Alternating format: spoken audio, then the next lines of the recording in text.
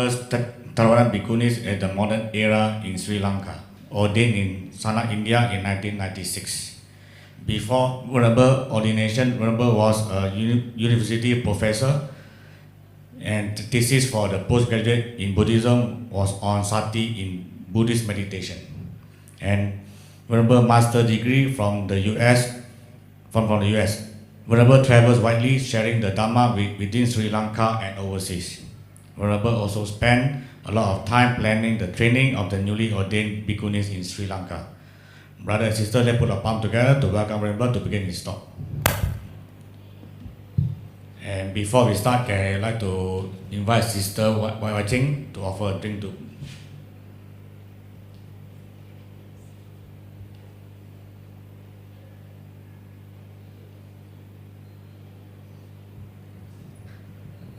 A small little announcement. We would appreciate if your handphone be put on silent mode or switch off, because we're going to do some recording here. Is to minimize the external voice.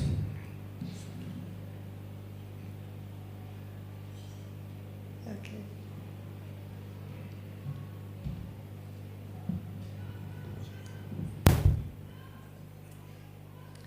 So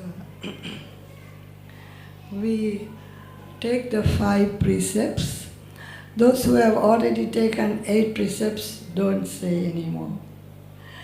Only for those need the 5 precepts. So please chant Namo Tassa 3 times. Namo Tassa Bhagavato Arahato Samma Sambuddhassa. Namo Tassa Bhagavato Arahato Samma Sambuddhassa.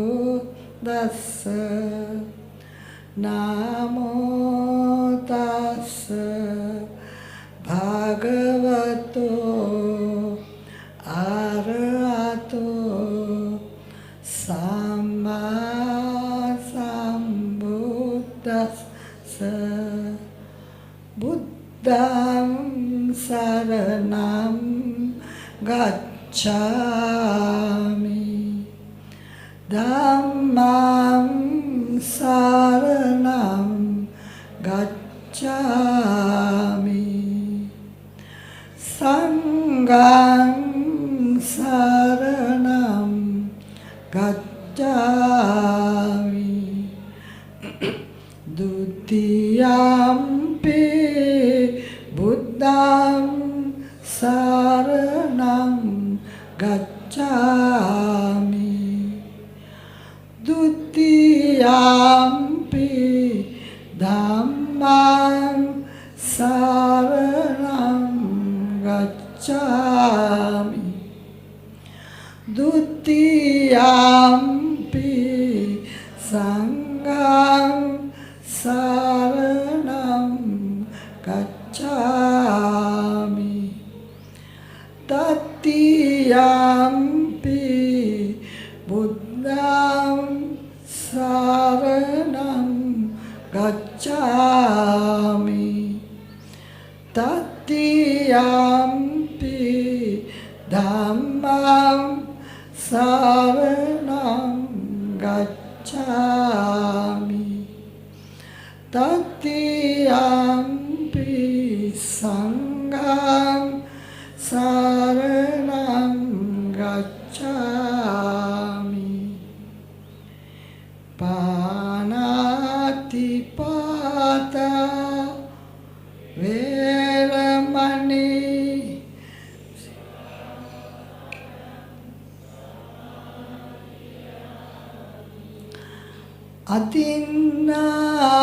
Adinadana Veramani.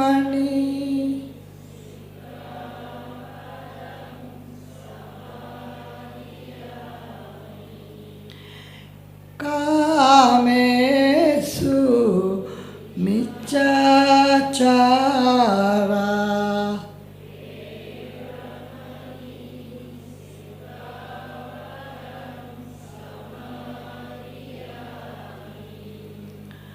Musavada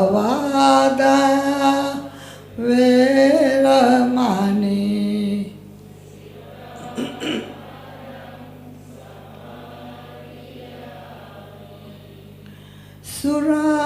Suramera Majjapamadatana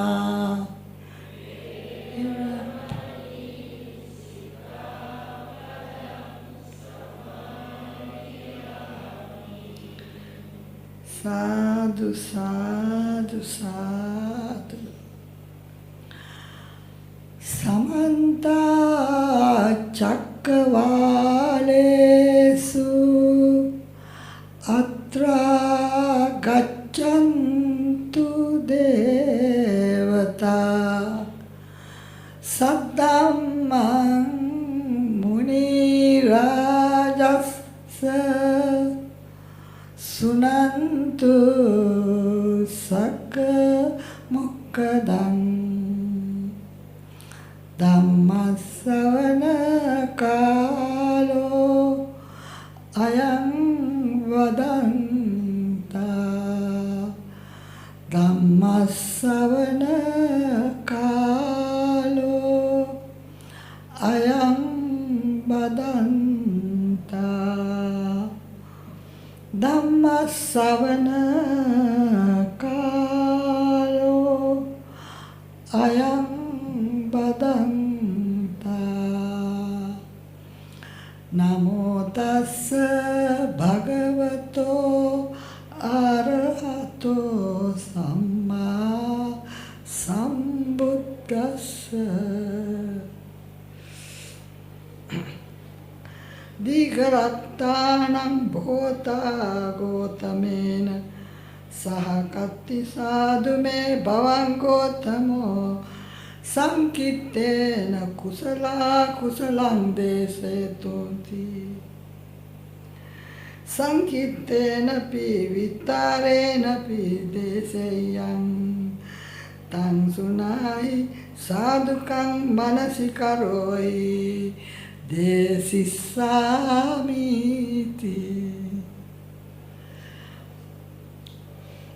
Friends in the Dhamma, it is very fortunate for me and for you to be here this morning.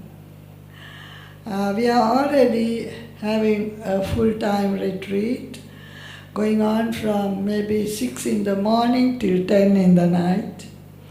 And I think it is one of the happiest times of my life. So we are in the Dhamma. We speak the Dhamma, we live the Dhamma, and this practice is going to help you not only for this life, but your entire samsaric journey. So it is of very great importance, and I feel blessed, and I feel all of you are blessed.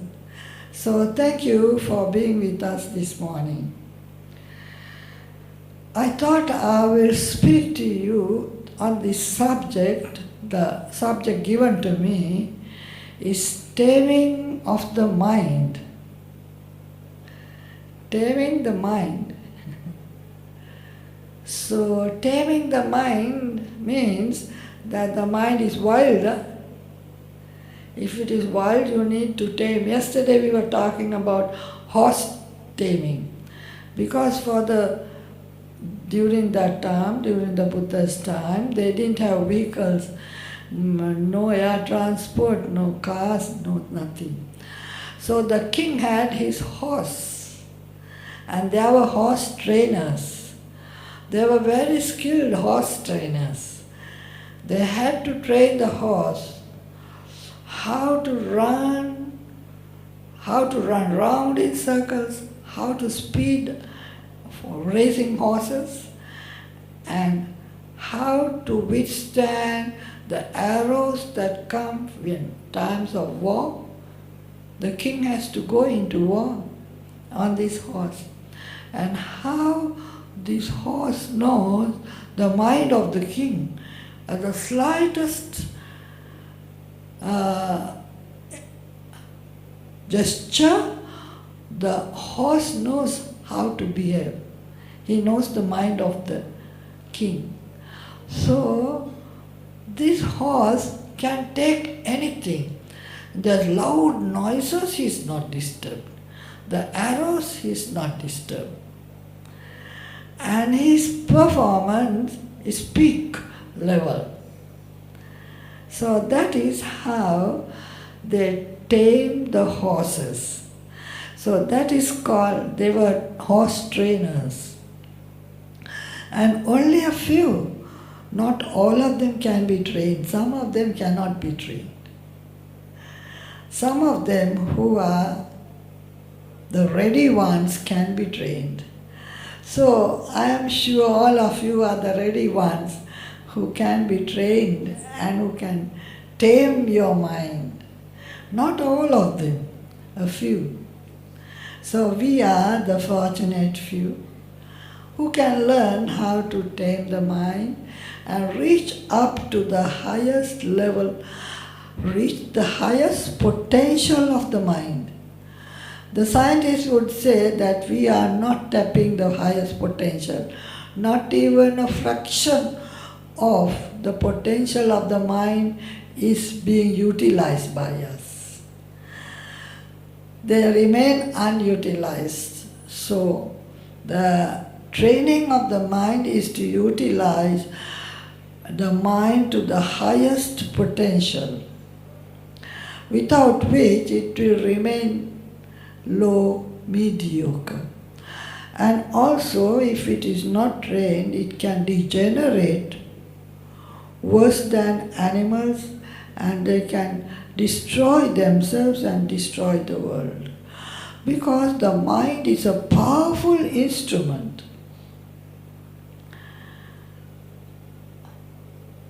And it must be used in the proper way. If it is misused, it can destroy us and destroy the world. So how to use this instrument, you have to learn the art, how to use this very sensitive instrument, the mind. And that, I think, is taming of the mind. Learning the art, how to use the mind to the best of its capacity. And that has to be learned, that has to be practiced. That doesn't come naturally.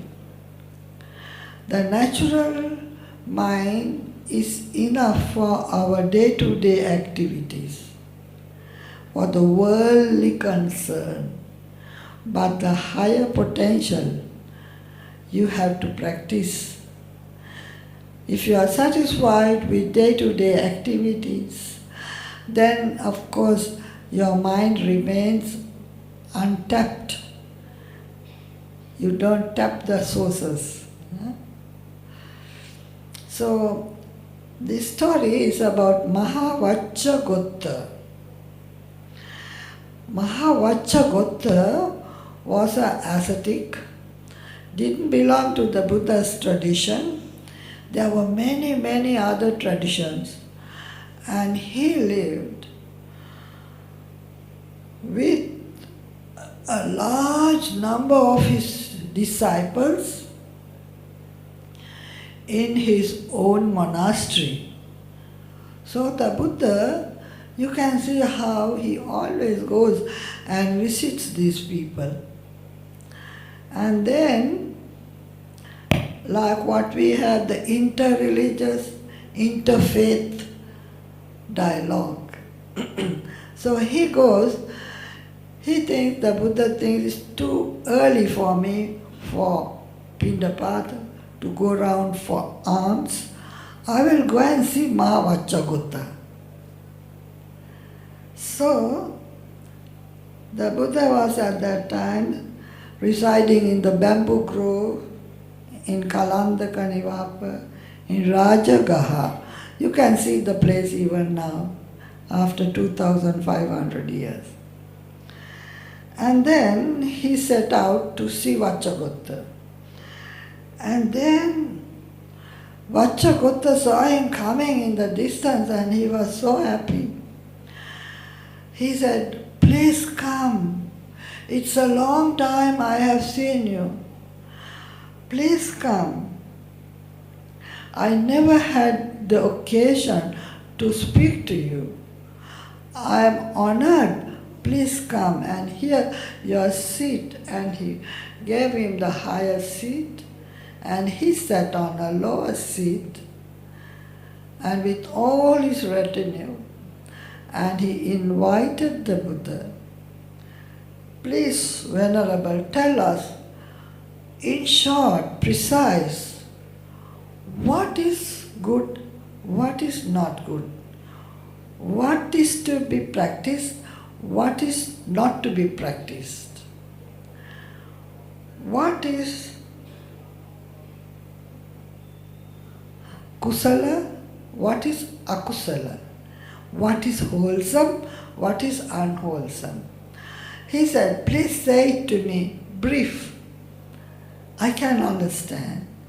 Then the Buddha said, "No, not only brief, I will speak to you, not only brief, but also in detail. What is right, what is wrong?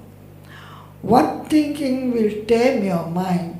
What thinking will make your mind wild and wicked?" So, it is all the mind that they are talking about. When the mind thinks in the right way, it becomes mild and nice and wholesome and kind, good and generous. It helps you, it makes you happy and makes others happy.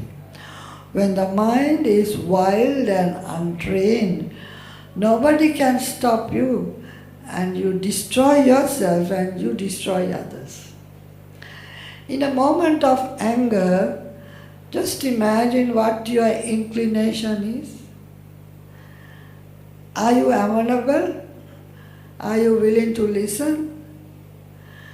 Are you happy? Are you considerate of the others? Are you selfish? Or are you full of ego and pride and conceit? So in a moment of anger, anger doesn't come alone. It comes with this package. All the wrong, bad attributes come with it. So these things don't come alone. They come with the package. All of it inbuilt. So if you even understand one bit of it, you know the whole thing is there. And the Buddha gives a nice simile, I have said that before. Have you seen the crocodile floating in water? You see it floating and you can see only a bit of his back and a little snout and his tail. So if you don't know, you think it's just a piece of stick. But if you know it is a crocodile, then you know his hands and belly and legs and everything is all there hidden. You see only a little bit. So, but if you see the little bit, if you know the whole crocodile is there.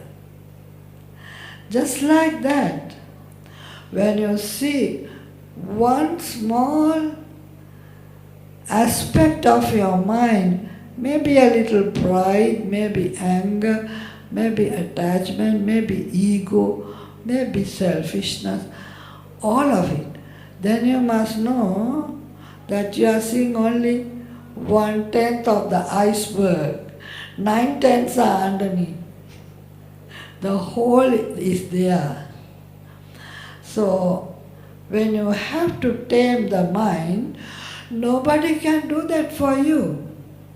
We can tell you what to do. We can help you how to recognize, but you have to recognize your mind. Nobody knows your mind. Not even the Buddha. Nobody can change your mind. You have to do it. You know the mind, you know how it is, and you have to change it. So the taming of the mind is entirely individual. We can only give you techniques how to recognize. If you are expert, you will recognize at once, just like the horse. At the slightest gesture he knows, because he is trained. So if you are a good meditator, you know your Dhamma, at the slightest you know that the whole crocodile is there, and you know how to deal with that. If you don't know, you live with the crocodile. And he is no good companion. He is a dangerous criminal. He can destroy you. So these unwholesome mind states arise in our mind, and we become destroyed by that. Because we don't know to recognize them, we don't know how to get rid of them. We live with them and take them for granted, and we think it is normal and natural. It is not normal, it is not natural. So the Buddha said, recognize that and understand that your mind is unwholesome, and then you yourself will learn the art of getting it rid of them. Actually, the very moment of recognition is important. You have to recognize. Just like you recognize the crocodile. If you don't recognize, you think it's a piece of stick, let it be. If you recognize, then you can deal with it. The moment of recognizing is very important. Recognizing your own mind. Because the mind arises, passes away at tremendous speed. I told you it's as fast as the speed of light, and that is 186,000 miles per second. That is the speed at which the mind arises and passes away, arises, passes away. Different thoughts. If it is one anger, about 1,000 angers have arisen and passed away. They are all sandwiched together and you see as one anger. So the mind is a very fast, very sensitive instrument. So, as soon as you understand, for example, my mind is with anger. Now this is very important. Listen carefully. The anger has come and gone so many times, and you have recognized it. Actually, what you do is you intercept that concatenation with a mind of recognition. The recognizing mind is not the angry mind. Angry mind is coming and going so fast. Then you intercept that train of thought by a mind with wisdom. That is what happens when you recognize anger. You cannot recognize anger with anger. You have to recognize anger with wisdom and non-anger. So already, as soon as you recognize your mind, the anger has fallen away and wisdom has taken over. No two thoughts arise at the same time. So anger has to fall away for wisdom to arise. As soon as wisdom arises, mindfulness and wisdom arises, anger falls away momentarily. If your mindfulness and wisdom is strong, then it is wisdom that takes over. And anger has subsided. But if the wisdom is not strong enough, if the mindfulness is not strong enough, it will fall away. And anger will take over. Again, anger will strike. Again, if you see your anger and recognize it, again you intercept that anger with wisdom and mindfulness. That's what we do in meditation. In meditation, we watch the in and out breath, in and out, breath in and out. Then a stray thought will come and take over. You are thinking of the home, you are thinking of your family, you are thinking of your car or something. Some stray thought has come and taken over. And then you recognize, what am I thinking? As soon as you recognize that, it is wisdom and mindfulness that has come. So if you recognize your stray thought 100 times your wisdom and mindfulness has taken over. And as you go practicing, it becomes the habit of the mind.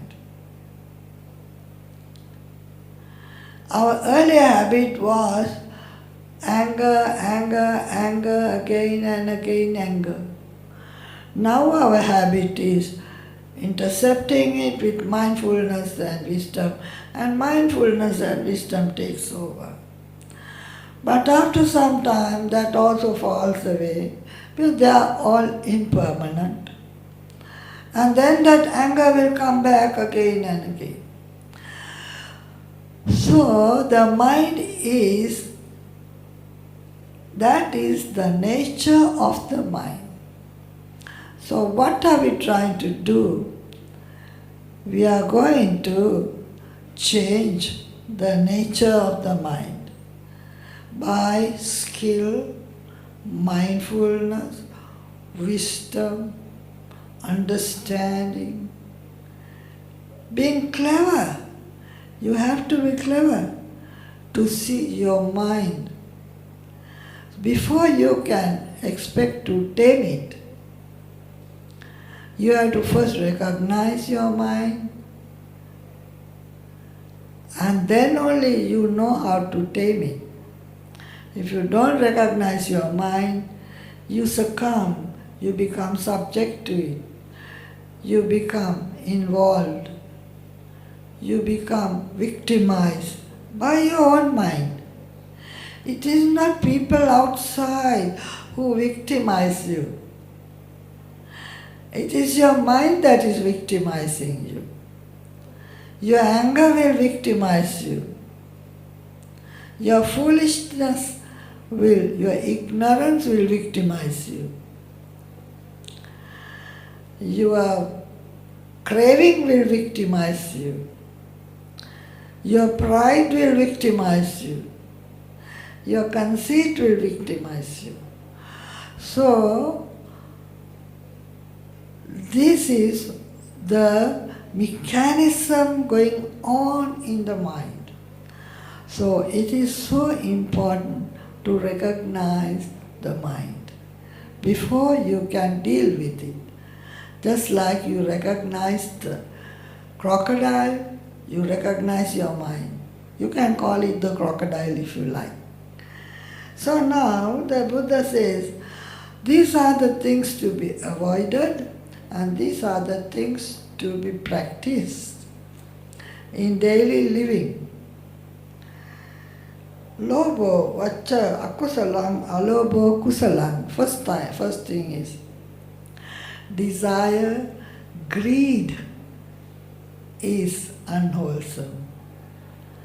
Non-greed is wholesome. Know it. When you know, that means you recognize the crocodile. As soon as the greed is there, you must know this is greed. And then only you can, as soon as you recognize it, it becomes non-greed. If you don't recognize, it goes as greed, greed, greed, greed, greed. When you recognize, you intercept it with non-greed, non-hate and wisdom. Mindfulness and wisdom. So if you don't recognize your greed, you can do nothing about it. You become victim. Doso akusalam, adoso kusalam. Anger is unwholesome. Non-anger is wholesome. So observe the anger and then it becomes non-anger. If you don't observe the anger, you live with it. Moho akusalam amoho kusalam. Ignorance is unwholesome. Wisdom is wholesome. We know that when we go before the law, you can't go and say, I was ignorant of the law. You will be punished twice. One for breaking the law and one for not knowing the law. There is no escape. So ignorance is no escape. So we have to be very thankful that we have the opportunity to give up our ignorance by listening to the Dhamma and living the Dhamma. All the people out there, they are ignorant of the law. So then they make two mistakes. One is not knowing it and one is for breaking the law. So they are in a bad way. We are lucky we at least know the law. Even if we break the law, you know you have done the wrong thing. So you admit it. Out there, they will break the law and think, so what? That is normal, that is natural. And they won't even try to see that they have done the wrong thing. They justify it. And they shout and you can't argue with them because they are so clever. So you can't do anything. They think that that is right. Might is right, pride is right, power hungry and conquering others and victimizing others and punishing others and making life difficult for others. They think that is the world that they have to do. But that is not the world. That is something that looks like, but it is not. It is a travesty. It is not the law. The law is different. So for ignorance, you can do anything and get away with it. Because they are ignorant of the law. And they think there is nothing wrong with it. Just because they think, it doesn't mean it is right. We can think anything. Our minds are free to think anything. I always give this example because it's easy for you to remember. You think there is a bus stop there. You say it is there, you say it is not there, you say it is there, you say it is not there. What difference does it make to the bus stop? Whether you believe it or not, whether you accept it or not, whether you like it or not, whether you want it or not, it doesn't make any difference to the bus stop. Similarly, the nature is there whether you like it or not. The law is there, the law of nature. You may know it, you may not know it. You may be ignorant, you may be intelligent. But if you know it, then you know how to live. If you don't know, you can make many mistakes. Because that is not knowing the law is no escape. So now, moha is that. Moha is ignorance. Ignorance is terrible. Because if you are ignorant, you can do anything and get away with it. And you think it is right, it is your mind. I can do, I am the one, I can do what I like, nobody to stop me. So this ignorant fool thinks his ego and his pride and conceit is such, he thinks it is right and he does it. So amoha is wisdom. Wisdom is just the opposite, knowing the law. Knowing what to do, knowing what not to do, that is wisdom. Very important to know what is ignorance, what is wisdom. Then the Buddha says, Panatipata, killing is unwholesome, non-killing is wholesome. Why? At the moment of killing, your mind is infused with anger and hatred. It is the mind that is killing. If there is anger, and if your hands are strong enough, or you have weapons, killing is easy. At that time, not killing is difficult. If you are angry and you have the strength and the wish and the will to kill, is it easy for you to kill, or is it easy for you not to kill?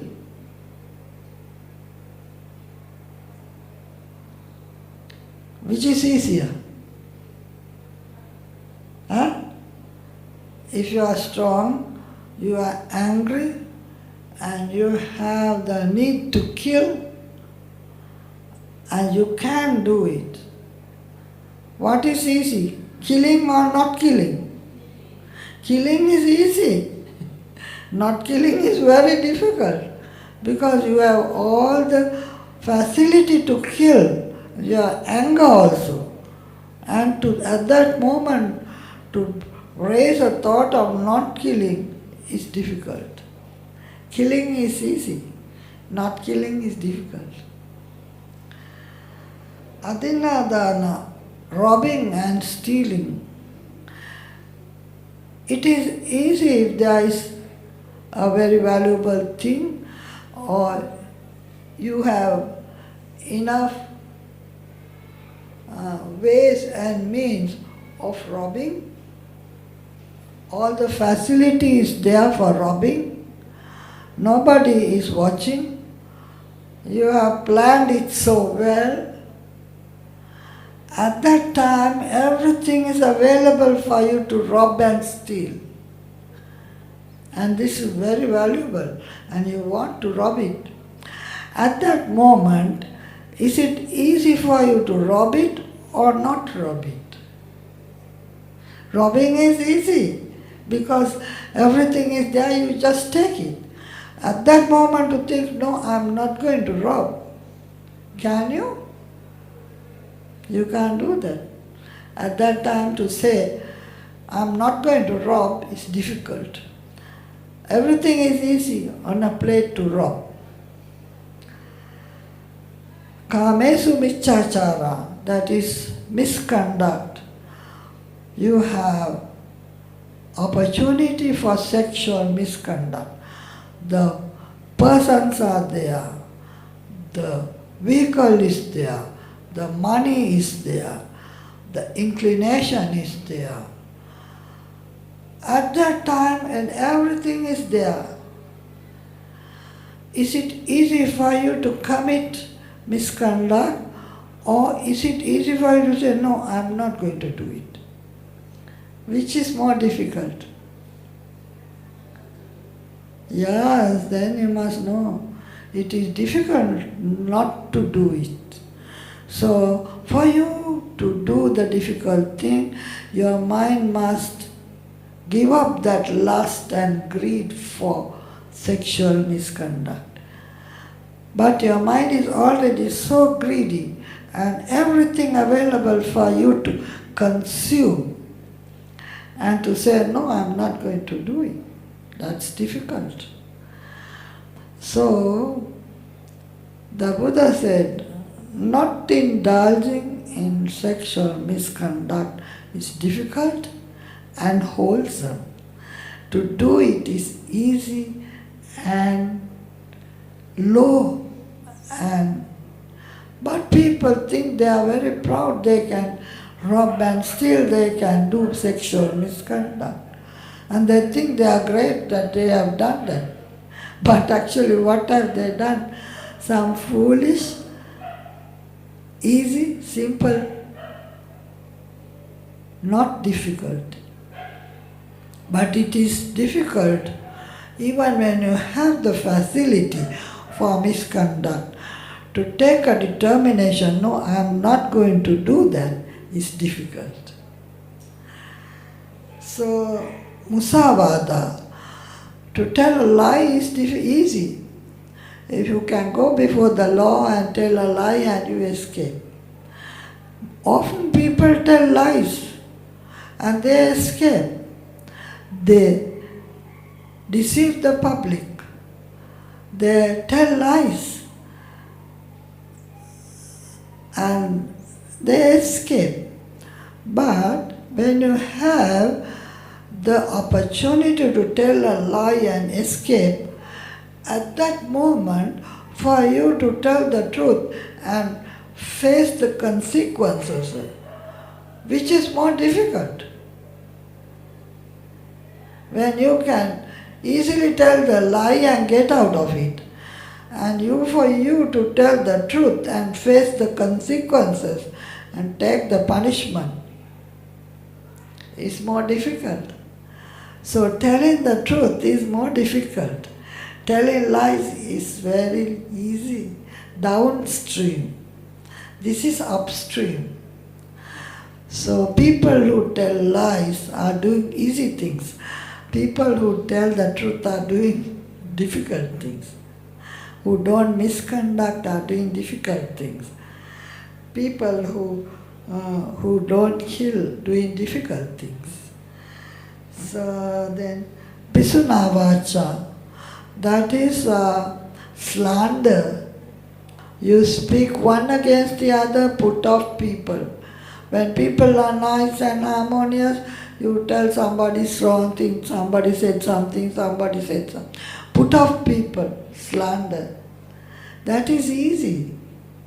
But when the opportunity is there to put off people, not to do it, and to say the good of this person to the other, say the good of this person to the other, and bring them together or support them, is difficult. Easy to put off, find fault with this one, find fault with this one, fight and make them angry with each other. That is slander. So not making people angry, not speaking ill of one another is difficult. So the Buddha speaks of all this and many, many more.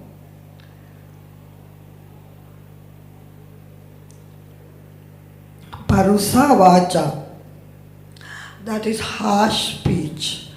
When you are angry and violent, can you speak nicely, mild speech, lovely speech, nice to hear in the ear, kind and generous, soft and mellow?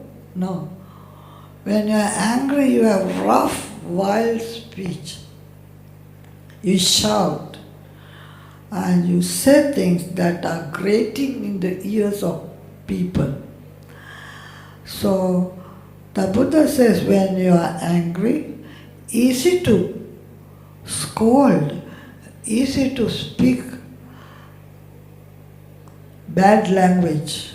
When you are angry, difficult not to speak rough and words that grate in your ear. That is difficult. So when you are angry, mild speech is difficult. So people who speak vile, wicked words that hurt, they do the easy thing. People who don't speak vile, wicked words, who are gentle and good, calming and easy on the ear, they are doing the more difficult thing. So Sampapalapa is just joking and frivolous talk. People do it all the time. They just speak nonsense. They keep on talking, and they speak useless things for you or for others. And when you speak like that, you can tell lies, you can put off people, and because they speak frivolous speech. And that's what they do and they enjoy.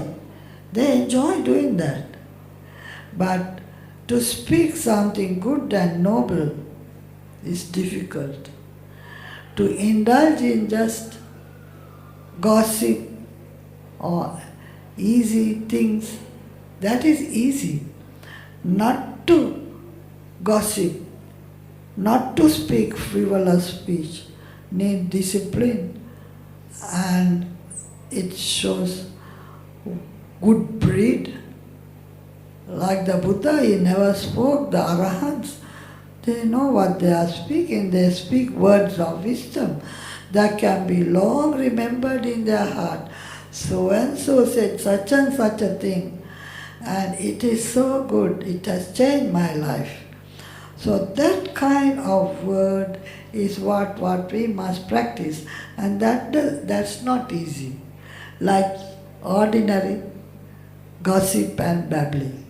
So to learn how to speak good and noble words, words of wisdom, words that can be long remembered, words that can be cherished in your heart, and it can change a whole life or maybe your samsara. That kind of word is difficult. Easy to say frivolous things. And the Buddha says, abhijja is extreme greed. Greed for your... Greed comes with its retinue. Conceit, pride and greed, all these things are mental conditions. Conceit, pride and greed, they are all one package. And not having greed, non-greed, no pride, no conceit, no ego, no selfishness, no self-reference, those are difficult. They are wholesome. And wrong view is easy. Right view is difficult. Right view, you have to learn what is the right view. I want to ask a simple question. Do you see your own trouble or do you see other people's trouble? This is a view. Seeing is a view. Huh? When you view, do you normally see your own pain and suffering, or do you see other people's pain and suffering? Do you see your own good, or do you see other people's good? Good? Do you see the other people's good, or you see your good? Anyway, we will give you a chance. Huh? Very difficult to see other people's good. You can see their faults, easy. So to see other people's good takes a lot of wisdom. You have to be good to see the good in others. That's something for you to remember. for the husband to see the good in the wife, husband has to be a good man. For the wife to see the good in the husband, the wife has to be a good wife. So only good people can see the good of others. So if you are not good, you see always the same thing in others. Because you are always bad and you see they are the bad. That's all you know. You think because you are bad, all the others are also bad. It is normal, and the majority believe that all the people are bad. He's bad, he's bad, he's bad, he's bad. Because they know they are bad. So be careful. For you to be seeing good in others, you have to be good. So, now the Buddha is so good, he saw the good in Angulimala. Can you see the good in Angulimala? You know him, huh? The murderer? You know the story? Angulimala was murdering thousands and thousands. And the Buddha saw that he has a potential to become Arahant. If he didn't meet the Buddha, he would have been finished. He's so lucky he met Buddha. So we don't meet Buddha. If we do the wrong thing, we just go down into the hill. Huh? So we have to know what is right, what is wrong. Our view has to be perfect. How to view the world. If you are good, you think others are good. If you are bad, you think others are bad. So be careful how you see the world. Give the benefit of the doubt to the world. They are good. So you are happy, huh? All of you are good. And I feel so happy. What if I thought that all of you are criminals or somebody do bad? I will be hurt. It's much easier, if you know what it is, to see the good in others. And then you support the good, and they really become good. If you don't see the good, and you don't support the good does not grow. So important, even in children, to recognize the good of others. So that is a right view. And also see the suffering of others. Do you see your own suffering, or do you see the other suffering?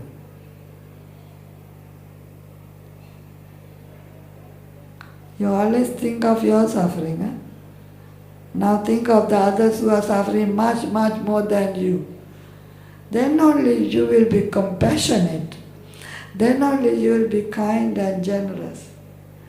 Then only you come to help others. So try to see the good in others and try to see the suffering in others, the first noble truth. Not only are you suffering, others are suffering just as well, maybe more. Your suffering is little compared to the suffering of others. So you don't become self-pity. Oh, don't have this, I don't have this, I don't have this. Self-pity is anger. What happened to me? Why am I like this? Me. Self-pity is anger because they don't see the suffering of others.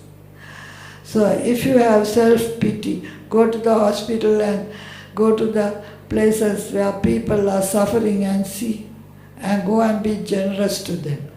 Don't have self-pity. You have so much. You have 2 eyes, you have ears to hear, you have a good brain, you have a body that can work, and there are others without anything. So be satisfied with what you have. Don't have self-pity. I don't have this, I don't have this, I don't have the other. There are much worse people in the world. See the suffering of others. So then you become very happy with your life. I have a chance to help. There are so many suffering people. Why should I sit down and cry and say, I don't have this, I don't have that? There are much worse people, go and help them. So when people come crying to me, I tell them, why don't you go and see the suffering of other people and help them? You will then know that your suffering is nothing. Others' suffering is much worse. So to have the right view is to see the suffering of others, the first noble truth. So if you can see the impermanence, that is also right view. If you think he's like that all the days, no. There is nobody who is good, nobody who is bad. When their minds are good, they are good.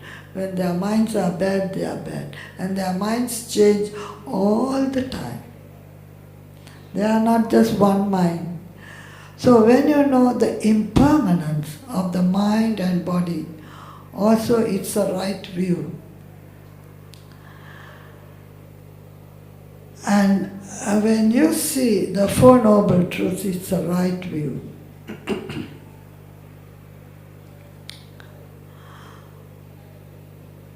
So in this way the Buddha said all these things to Mahavaccagutta, and he was so surprised. And he said, and the Buddha said, if anybody practices all these things, he will end up in sainthood in this very life. And he assured them, do this, and then you become enlightened and you become a saint in this very life.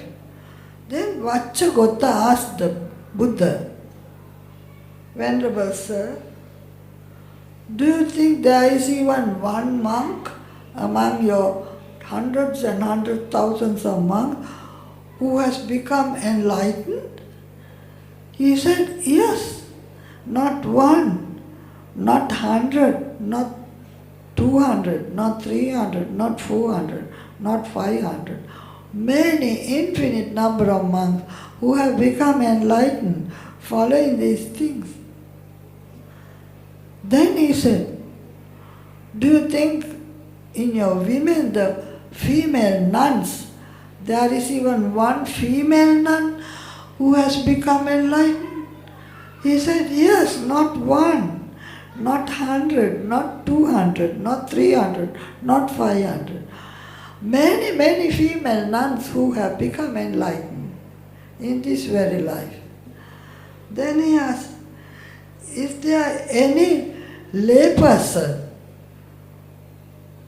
wearing white clothes and living a celibate life? Is there any one layman who has become enlightened? Yes, they who follow this, not one, not 100, not 200, not 300, not 5. Many, many lay people, they have become enlightened.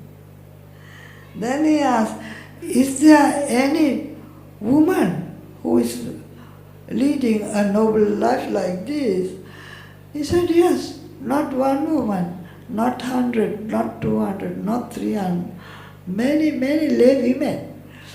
Then he asked, is there any lay person living a householder's life and enjoying a family relationships? He said, yes, there are, not one, not two, not 100, not 500, 300, not 400, not 5. So now this assurance is given by the Buddha. So I thought it is a good thing for you to understand that if you live this life, there is every possibility for you to rise above the common trend. And then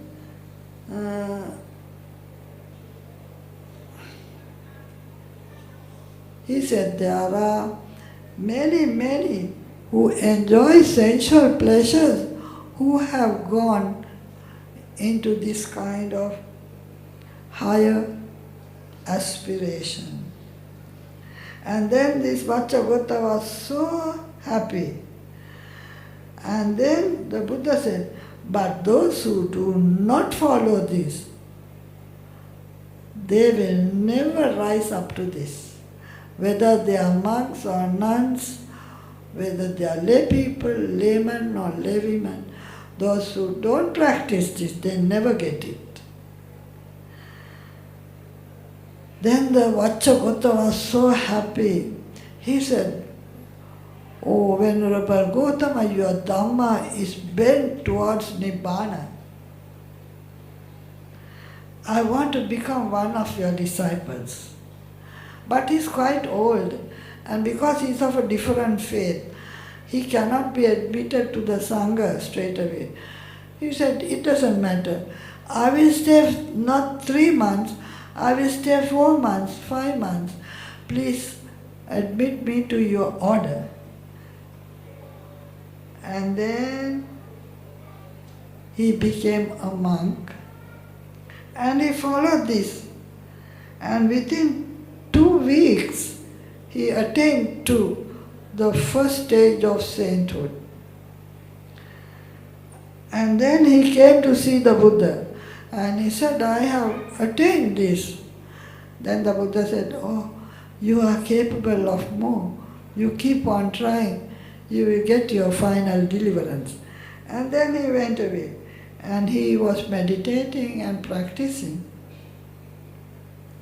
And one fine day, he had so much of supernormal powers, and he became a fully enlightened Arahant. And then he saw some people going and said, where are you all going? They said, we are going to see the Buddha, he's far away. Then he said, please worship him, the Buddha, by my worship. And tell him, I have finally achieved final sainthood. And those people who were going, they went and announced to the Buddha that so and so this Mahavacchagotta has this message for you that he has fully enlightened. And the Buddha said, oh, I knew about it. I already understood, and the Devas came and told me already that he is fully enlightened. And so that comes to the end of the story. So now we have something very nice for us to tame our mind. If there are any questions, maybe we can give you about 5-10 minutes. Okay, we will open our next session to Q&A. Anyone have any question? Please come forward.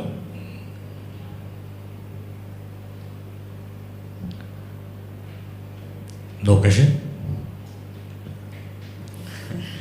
Either they have understood everything or they have not. This is the best time to share or anything you want to connect to this topic. Taming of the mind. Very powerful talk. Yeah.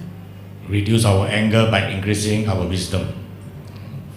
So, okay. Anyone, any sharing? Perhaps? If no question, any sharing?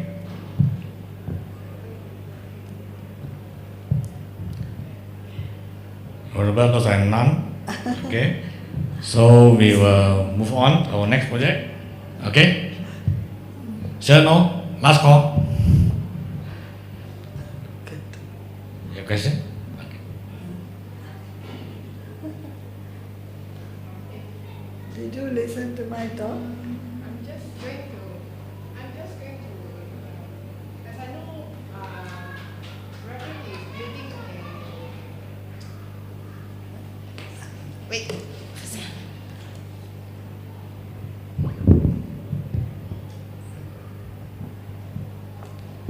Good morning, everybody. Good morning, Reverend.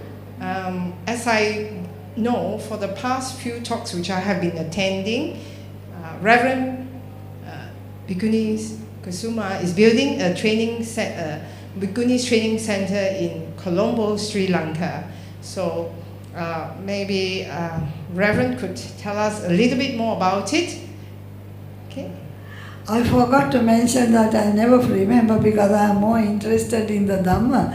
Actually, I am building a center in Colombo for nuns because the nuns are not supported by the monks or by the government or even the lay people. They all support monks. So there are 1,000 monks who are fully ordained, and there are about 4,000 nuns who are not ordained, who need teaching center, training center. And I'm so lucky I got 1 acre land in Colombo with all the facilities for training already in progress. So I am trying to put up a hostel for nuns where they can stay and take in service, they can take residential training in meditation, in Dhamma, in computers, in language, English, so that they can raise themselves. And maybe they can come and help you here in Malaysia. Many nuns we have. And also the center is open for nuns and women. So any of you, if you wish to, we will accommodate you. So it is still in the process of ground clearance, and it will take maybe 6 months or 1 year, depending on the funds. I'm so happy she always comes at the right time and reminds me, otherwise I would not have remembered. So I'm so happy to tell you this project that I'm doing for nuns back home in Sri Lanka. Thank you very much. Okay, if there's none,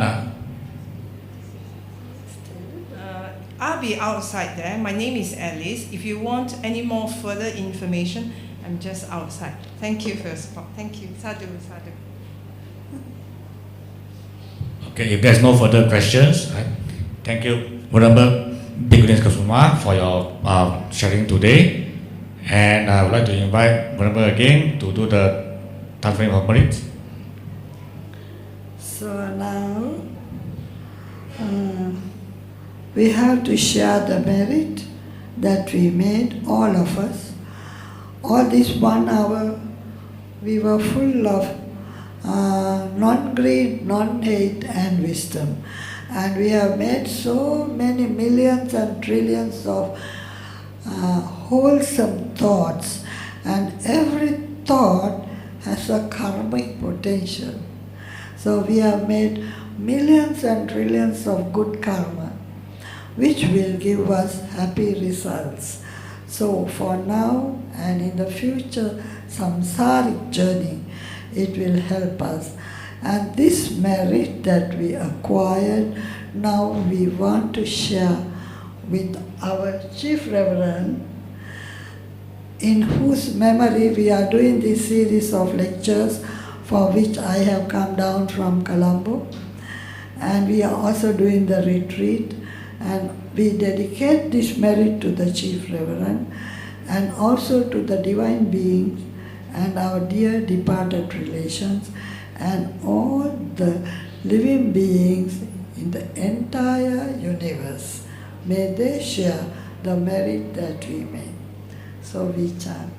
Akasatta Chabhumatta Deva Naga Mahitika Punyantang Anumoditva Chirang Rakantu Lokasasana Akasatta Chabhumatta Deva Naga Mahitika Punyantang Anumoditva Chirang Rakantu Desana Akasatta Chabhumatta Deva Naga Mahitika Punyantang Anumoditva Chirang Rakantu Mamparam Idang Vonyati Nang Hotu Sukita Hontu Nyatayo Idang Idang wo nyati nang hotu sukita hontu nyati. Idang wo nyati nang hotu sukita hontu nyati. About my building of my center, I have already intimated the High Priest, Venerable Dhammaratana, and the President of the society that invited me. Thank you very much, and thank you, Shireen, for reminding me. Thank you, Venerable.